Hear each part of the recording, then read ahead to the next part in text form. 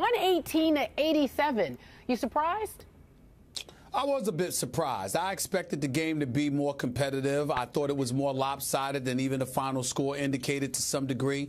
I didn't think that the Heat came to play. And to be quite honest with you, I'm going to co-sign with my man Brian Windhorst, who covers the Heat and covers LeBron James extensively, more so than anybody else in the media, by saying that the Heat were feeling themselves a little bit. Clearly, they had a loss to Houston the other night, but they attributed that to fatigue on the part of LeBron James more so than anything else. But considering the recent success that they had, they don't really concern themselves with the regular season as much as they do in April and May and June. But I think this is the kind of game that's going to serve as a wake-up call because they got handled last night. I'm not going to say totally blown out. I'll reserve that kind of banter for the Los Angeles Lakers and the atrocity that they put forth on national television last night. But for the purposes of the Heat and what we saw from them, they clearly came up short. The energy level wasn't the same. The focus wasn't the same. They were making entirely too many mistakes, 10 turnovers in the fourth quarter. This is not something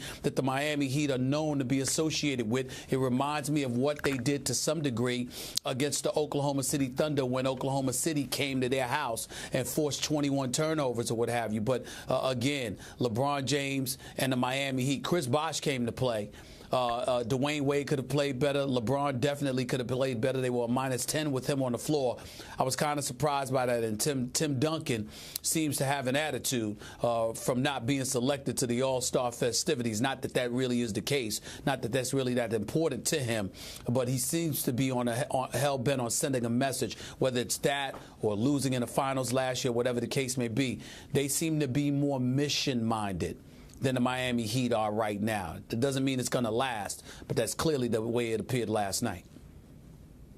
So you are surprised you did pick the Heat to win that game last night. Yeah. If Dwayne Wade had played, and he played, so I picked them to win. Yes, and he played yes, sir. okay. Yeah. Now okay. It's my turn. I was not surprised at all by what I saw last night. I said on yesterday's show my Spurs would win that game. I thought they'd win it by 10. It was really more of a 16-point game until the end when it just got blown completely out of proportion. But here's the takeaway bottom line, Stephen A. Smith. The old, slow, frail, unathletic San Antonio Spurs are back again. And I've been telling you, they're even better than they were last year when they flat out gave away an NBA championship.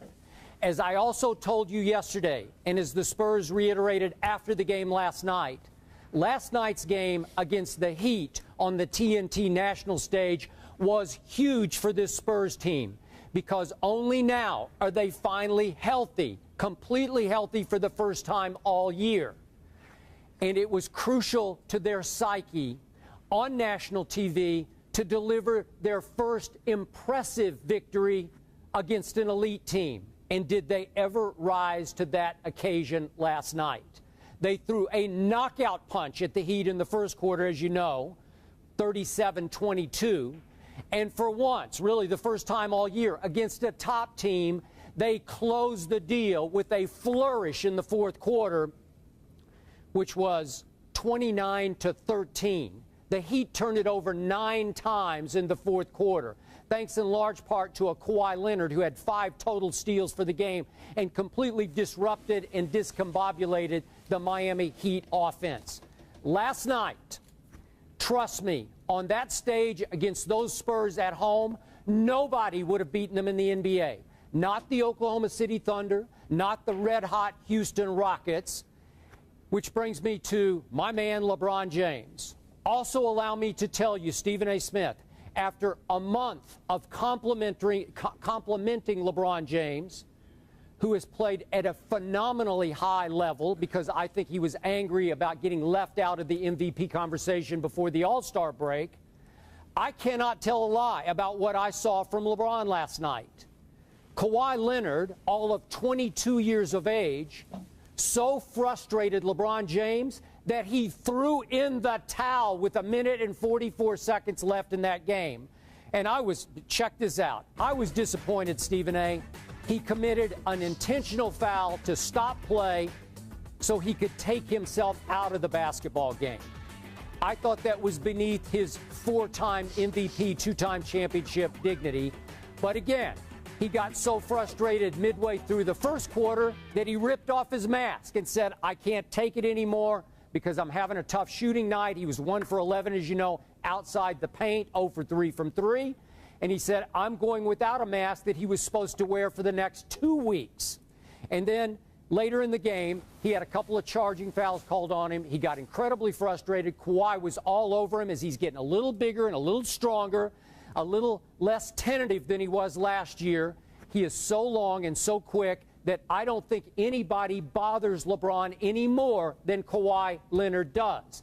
And LeBron James, on Latin Appreciation Night, Latin Heritage Night, basically said, no mas, and checked himself out of the game. I was disappointed in that. Well, you would be disappointed in it. But the point is that the game was over. The outcome had been decided. It was done and over with. Considering the minutes that he plays, considering the work that he has to put in, considering the load that he has to carry on most nights, particularly with the sporadic health of Dwayne Wade, the fact of the matter is that it's not a big deal. I've seen stars do that in the past when they're coming out of the game. The outcome has been decided. You live to fight another day. It is March. It is not May or June. It happens, and that's what you do. So it's not a big deal about it at all, and you should be ashamed of yourself for trying to make it a big deal.